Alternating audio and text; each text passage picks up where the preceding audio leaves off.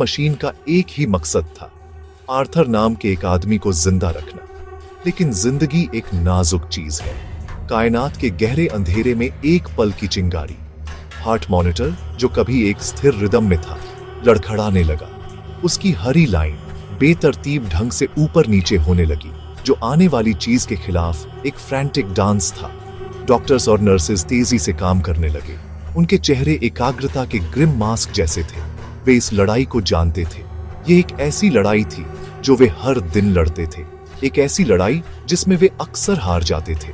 हवा में एक खामोश तनाव बढ़ गया, एक एहसास कि कुछ गहरा होने वाला था।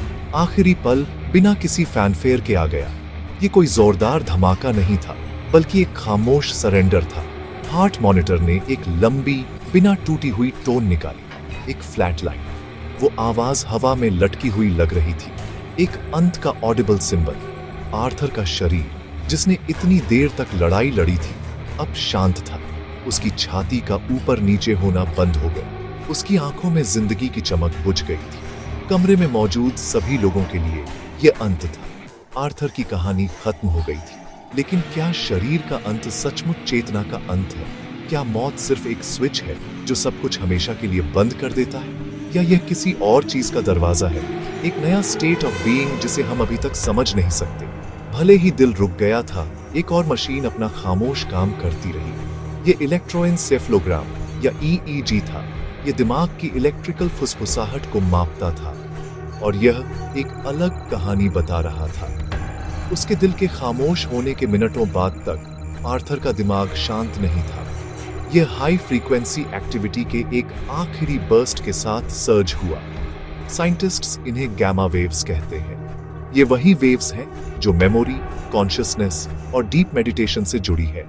ऐसा लग रहा था कि आर्थर का दिमाग अपने आखिरी पलों में घंटों से ज्यादा जिंदा था। अंधेरे से पहले एक आखिरी शानदार फ्लेयर। दिमाग की इस आखिरी सर्ज का क्या मतलब है? क्या यह एक मरते हुए अंग की आखिरी सांस है? सिस्टम के बंद होने पर एक केओटिक इलेक्ट्रिकल तूफान, या यह कुछ और हो सकता है?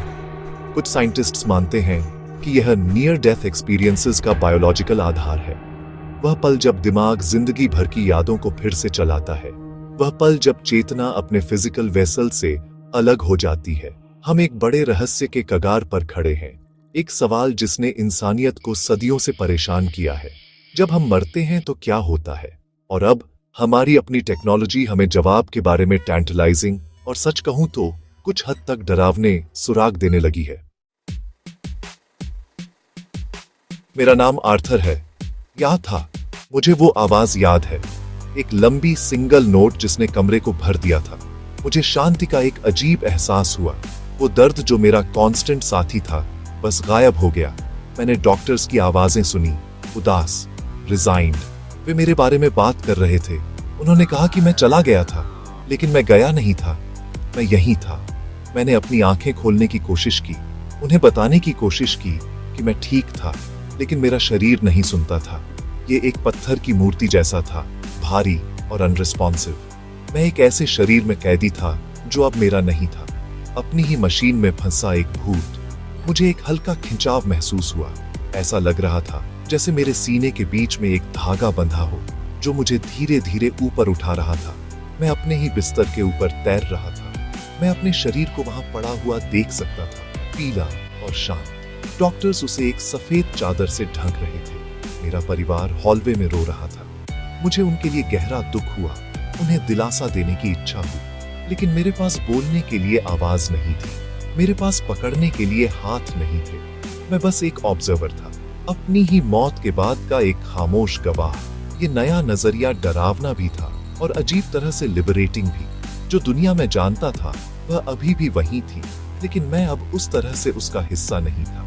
जुदाई का यह एहसास नियर डेथ एक्सपीरियंसेस में एक आम बात है। सभी संस्कृतियों के लोग, सभी तरह के लोग एक ही बात बताते हैं। वे अपने शरीर के ऊपर तैरने का वर्णन करते हैं। वे घटनाओं को अविश्वसनीय स्पष्टता से देखते हैं। उन्हें शांति का एक ओवरवेलमिंग एहसास होता है। सदियों से इन कहानियों को हेलुसिनेशंस के रूप में खारिज कर दिया गया था। ऑक्सीजन की कमी से मरते हुए दिमाग की चालें। लेकिन इन रिपोर्ट्स की कंसिस्टेंसी चौंकाने वाली है। क्या ऐसा हो सकता है कि चेतना, जो हम कौन हैं, उसका सार है, फिजिकल दिमाग से बंधी नहीं है? क्या यह एक ऐसी ऊर्जा है जो स्वतंत्र रूप से मौजूद रह सकती है, कम से कम थोड़ी देर के लिए? लैबोरेटरीज में साइंटिस्ट्स इसे समझने के लिए डिजिटल मॉडल बनाते हैं। वे दिमाग के न्यूरल नेटवर्क्स के कॉम्प्लेक्स एनिमेशन बनाते हैं। वे देखते हैं कि कैसे सिमुलेटेड ब्रेन सेल्स फायर करते हैं और फिर शांत हो जाते हैं। वे मौत की प्रोसेस को मैप करने की कोशिश कर रहे हैं, यह देखने के लिए कि क्या कोई पैटर्न है, घटनाओं का एक प्रिडिक्टेबल क्रम है। वे जानना चाहते हैं कि क्या इस आउट ऑफ बॉडी एक्सपीरियंस को साइंस से समझाया जा सकता है, या क्या यह हमारी मौजूदा समझ से परे एक वास्तविकता की ओर इशारा करता है। एक ऐसी वास्तविकता जहां आपका खुद बायोलॉजिकल मशीन के फेल होने के बाद भी बना रह सकता है। डेटा अधूरा है, हर नई खोज के साथ रहस्य गहराता जाता है। क्या होगा अगर हम मौत के बाद दिमाग को फिर से शुरू कर सकें? ये सिर्फ साइंस फिक्शन का सवाल नहीं है, ये आज असली लैबोरेटरीज में पूछा जा रहा सवाल है। एक ग्राउंड ब्रेकिंग एक्सपेरिमेंट में साइंटिस्ट्स ने सुअरों के दिमाग लिए। ये दिमाग घंटों से बेजान थे। उन्हें एक स्लॉटर हाउस से लिया गया था। साइंटिस्ट्स ने फिर दिमाग की आर्टरीज में एक खास सॉल्यूशन पंप किया। यह एक सिंथेटिक फ्लूइड था जिसे खून की नकल करने के लिए डिजाइन किया गया था। यह डॉर्मेंट सेल्स तक ऑक्सीजन और न्यूट्रिएंट्स ले गया। लक्ष्य सुअरों को वापस जिंदा करना नहीं था, यह देखना था कि क्या दिमाग के सेल्स को फिर से जिंदा किया जा सकता है। नतीजे चौंकाने वाले थे। साइंटिस्ट्स ने आव में देखा। अपने मॉनिटर्स पर उन्होंने एक्टिविटी के लौटने के संकेत देखे। अलग अलग ब्रेन सेल्स ने ऑक्सीजन का सेवन करना शुरू कर दिया। उन्होंने वेस्ट पैदा करना शुरू कर दिया। वे फिर से काम कर रहे थे। मरे हुए दिमाग ने सेल्यूलर जीवन के संकेत दिखाए। यह कॉन्शियस नहीं था। कोई ऑर्गेनाइज्ड ब्रेन वेव्स नहीं थी जो जागरूकता का संकेत देती, लेकिन बेसिक मशीनरी काम कर रही थी। इस एक्सपेरिमेंट ने मौत की हमारी पिछली समझ को चकनाचूर कर दिया। इसने दिखाया कि जीवन और मृत्यु के बीच की रेखा एक स्पष्ट, कठोर सीमा नहीं है। यह एक धुंधला, ग्रे एरिया है, एक ऐसा एरिया जिसे हम अभी अभी एक्सप्लोर करना शुरू कर रहे हैं। यह गंभीर नैतिक सवाल खड़े करता है। अगर हम दिमाग के सेल्स को फिर से जिंदा कर सकते हैं, तो हम पूरे अंग को फिर से जिंदा करने से कितनी दूर हैं? क्या हम एक दिन एक ऐसे दिमाग में चेतना बहाल कर सकते हैं जो घंटों या यहाँ तक कि दिनों से मरा हुआ है? और अगर हम कर सकते हैं, तो क्या हमें करना चाहिए? वह किस तरह का अस्तित्व होगा? शरीर के बिना एक दिमाग, एक जार में फंसी चेतना, मशीनों द्वारा बनाए रखी गई। इसके इम्प्लीकेशंस चौंकाने वाले हैं। हम एक ऐसे क्षेत्र में कदम रख रहे हैं जो कभी देवताओं और राक्षसों के लिए आरक्षित था। हम जिंदा होने की परिभाषा के साथ छेड़छाड़ कर रहे हैं। सुअर के दिमाग का एक्सपेरिमेंट एक स्टार्क रिमाइंडर है। यह हमें बताता है कि मौत वह एब्सोल्यूट अंत नहीं हो सकती है जो हमने कभी सोचा था। यह बताता है कि हमारे कुछ हिस्से बने रह सकते हैं, कि जीवन की एकोज दिमाग के खामोश कक्षों में बनी रह सकती हैं। पुनरुत्थान की यह बायोलॉजिकल क्षमता आफ्टर लाइफ की आध्यात्मिक कहानियों को दर्शाती है। ये कब्र से परे जीवित रहने की प्राचीन मानवीय आशा को एक नया वैज्ञानिक वजन देती है। हम पदार्थ और ऊर्जा से बने हैं, और जैसा कि हम फिजिक्स से जानते हैं, ऊर्जा कभी सचमुच नष्ट नहीं होती है, यह केवल रूप बदलती है। शायद चेतना भी ऐसी ही है। आखिरी रहस्य दिमाग में नहीं है, ये शरीर में ही है। दिमाग के किसी भी ऑर्गेनाइज्ड एक्टिविटी को दिखाना बंद करने के बहुत बाद तक, दिल के रुकने के बहुत बाद तक, शरीर अभी भी हिल सकता है। ये एक अच्छी तरह से डॉक्यूमेंटेड, फिर भी गहराई से अनसेटलिंग फेनोमेनन है। नर्सों और मोर्चरी वर्कर्स ने इसे सदियों से देखा है। एक शरीर जिसे क्लिनिकली डेड घोषित किया गया है, अचानक हिल जाएगा। एक हाथ ट्विच कर सकता है, एक पैर किक कर सकता है, धड़ भी अपने आप बैठ सकता है। इसे लाजरस फेनोमेनन कहा जाता है, जिसका नाम बाइबल के उस व्यक्ति के नाम पर रखा गया है जिसे मृतकों में से उठाया गया था। ये हरकतें जीवन के लौटने के संकेत नहीं है। ये अजीब हरकतें किसी और चीज की वजह से होती हैं।